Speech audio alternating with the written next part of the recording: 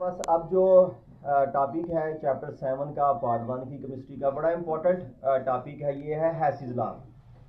हैसीज law जो है ये बड़ा टेक्निकल क्वेश्चन है। इसके दो लॉन्ग क्वेश्चन बनते हैं, एक इसमें बॉर्न है बरसाइकिल है जो इसी की एप्लीकेशन है, और एक ये हैसीज लॉ है विद इट्स एप्लीकेशन। तो सबसे पहले हैसीज लॉ की डेफिनेशन की जाएगी। हैसीज लॉ की डेफिनेशन ये है कि enthalpy change of cyclic process would be equal to zero. दूसरी डेफिनेशन ये करेंगे तो दूसरी डेफिनेशन ये हमारे पास होगी कि if a chemical reaction take place in several different routes then the enthalpy change of reaction will be the same, keeping their initial and final condition are same। एक केमिकल रिएक्शन है वो single step में भी हो जाता है, वो multiple step में भी हो जाता है। तो चाहे आप उसको सिंगल स्टेप में करवाएं चाहे आप उसको मल्टीपल स्टेप में करवाएं, जो ओवरऑल आपकी इंथाल्पी चेंज आएगी वो सेम आएगी। आप डायरेक्ट करवाएंगे तो उतनी ही हीट रिलीज होगी, उतनी हीट एब्जॉर्ब होगी। आप उसको बाय पार्ट्स करवाएंगे तो उतनी हीट रिलीज होगी, उतनी हीट एब्जॉर्ब होगी। इसकी एग्जांपल बताएंगे, बुक में दी गई है कि ए से आप एक प्रोडक्ट बनाते हैं डी, तो आपकी इंथाल्पी चेंज डेल्टा एच होती है। अगली दफ़ा आप पहले ए से बी को ड्राइव करते हैं, एक डेरिवेटिव बनाते हैं बी, फिर बी से आप सी बनाते हैं, फिर सी से डी में आते हैं। तो अब आपकी जो इंथाल्पी चेंज है उसके आपके पास तीन स्टेप आएंगे। ए से बी बनाना है डेल्टा एच वन, बी से सी बनाना है डेल्टा एच टू, सी से डी बनाना है डेल्टा एच थ्री। ये जो तीनों इंथाल्पी हैं H one H two H three, इनको सम करेंगे तो आपका आंसर डेल्टा एच के इक्वल आएगा। फिर इसके बाद इसमें क्वेश्चन है जी कि वाई वो यूज़ हैसीज लॉ, हम हैसीज लॉ को क्यों यूज़ करते हैं।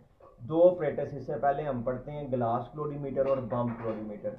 ये दोनों ऑपरेटर्स हमें जो है वो इंथाल्पी चेंज जो है वो मेजर करने में मदद देते हैं। लेकिन बेशुमार केमिकल रिएक्शन ऐसे हैं जो कि डायरेक्ट होते ही नहीं हैं। बेशुमार प्रोडक्ट ऐसी जो डायरेक्ट सिंगल स्टेप में नहीं बनती, उनको बाय पार्ट्स बनाना पड़ता है, यानी कि एक से ज़्यादा उनके एक्सपेरिमेंट करने पड़ते हैं।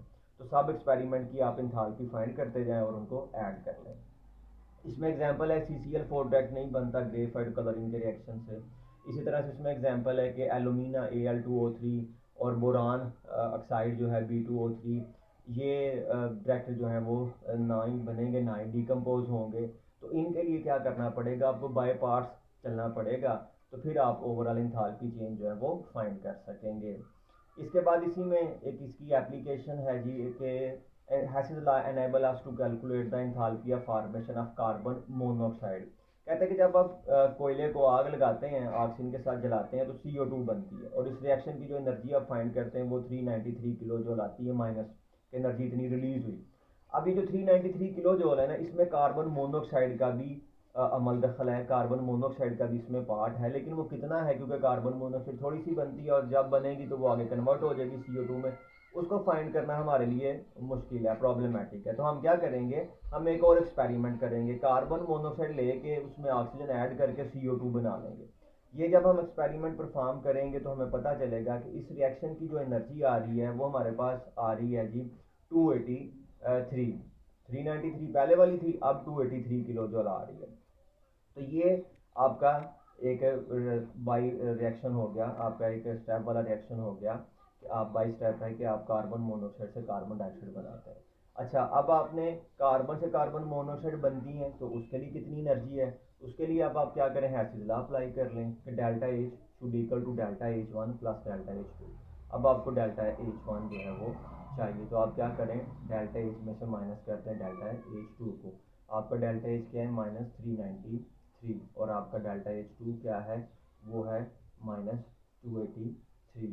तो जब आप इसको सॉल्व करेंगे तो आपके पास जो आंसर है वो आएगा 110 किलो जूल पर मोल। इसका मतलब है कि जो कार्बन मोनोऑक्साइड है 393 में से 110 किलो जूल पर मोल जो एनर्जी है वो कार्बन मोनोऑक्साइड की वजह से आती है। इसकी जो दूसरी एप्लीकेशन है, लॉन्ग क्वेश्चन इसी तरह से भी आता है कि define Hess's law gives two application. तो वो हमारे पास है formation of soda ash. Soda ash क्या है, सोडियम कार्बोनेट है, दो भी सोडा है, वाशिंग सोडा है।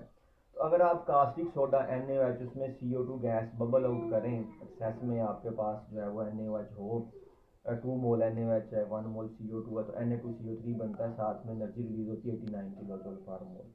लेकिन ये रिएक्शन बाय पार्ट्स भी हो सकता है, होते ही बाय पार्ट्स है कि आप 1 मोल NaOH थोड़ा सा NaOH CO2 के साथ मिलता है 1:1 रेशो में, 1 मोल CO2 1 मोल NaOH।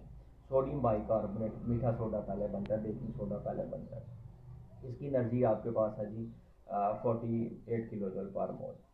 उसके बाद जो सोडियम बाइकार्बोनेट बना है, इसमें आप मज़ीद 1 मोल NaOH ऐड करते हैं तो फिर Na2CO3 जो है वो बनता है, साथ में वाटर बनेगा। इसकी एनर्जी जो है वो 41 किलो जूल है। अब दोनों को ऐड कर लें, 41 और 48, आपके पास फिर से 89 किलो जूल पर मोल आ जाएगा। तो प्रूव हो जाएगा कि हैसिस लॉ जो है वो ठीक काम कर रहा है।